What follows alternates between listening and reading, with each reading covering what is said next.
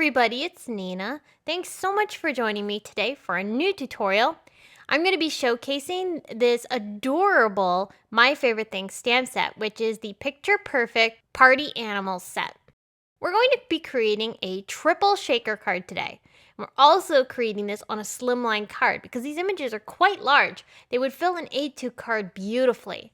However, I wanted to use more than one, so I'm going to pair 3 of them together from this fun set, and I'm going to create a triple shaker. So let's start by stamping. I'm taking 3 of the images, and I picked out 3 of them here, and I'm going to stamp them down onto some Neenah white cardstock. I had this extra long piece, so I'm just going to use that to stamp these down, and I will end up cutting these out at some point then too. I'm going to color all of my images with Copic markers. I'm coloring fairly simply because these images are fairly detailed, and I'm also going to have some sequins over top of these images anyway, so I don't need to get super detailed with the coloring. If you are interested in knowing which colors I used for all of these images, I will have them listed over on the blog, and all of the Copic markers are also listed in the product description, either at the blog or on the video description below. So as I'm coloring here, I'll quickly tell you my thought process. I love bright colors for birthday cards, and I thought that it would be really fun to have some bright colors not only for the images themselves, but also in the background. And we'll get to that in a minute. I'm going to show you how I use my Copic markers to blend together to create an ombre background behind each of these characters. These characters are so cute. My little sister, she happened to see this card on FaceTime with me, and she actually named each one. Snooky is the elephant, Thomas is the giraffe, and Curious George is the monkey. Alright, so I've taken the SELFIE square die from My Favorite Things, which coordinates with this set and their other Picture Perfect set, and I cut that 3 times into a slimline card panel.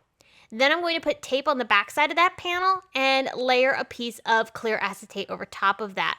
That's going to give me a clear window into the images. Here's where I added the ombre coloring in the background. I picked out colors that I had used for the coloring of the balloons to use in each panel of my shaker. So I did green and yellow for the elephant, pink and orange for the giraffe, and I also did blue and teal for the monkey. As I blended, I made sure to overlap the colors so that they got a really nice transition and created a third color in between. It was very simple to do. I also added some glitter onto the balloons and the party hats and all sorts of other elements in these images just for a little bit of sparkle. I've attached these down onto a strip of paper just to hold them in place and make sure that they're perfectly aligned with my shaker windows, and then I'll fill each of my shakers with some fun confetti from Lucy's cards.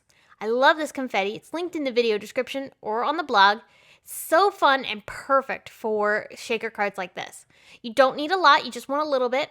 And so I added my little character images over top of the shaker squares and then sandwiched those closed with a panel of cardstock. This will get layered onto a slimline card base, which is made from some MERMAID Lawn Fawn cardstock. And here you can see how those sequins shake inside.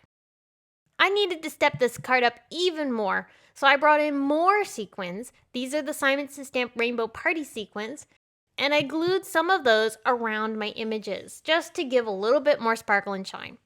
A sentiment from the Picture Perfect stamp set was the perfect finishing touch, and that is going to complete my triple slimline shaker card.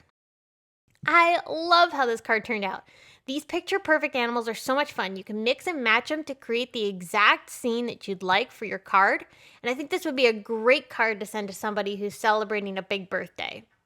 I hope you enjoyed today's tutorial. Please be sure to stop by the blog to get more information on this card, including still pictures and products used.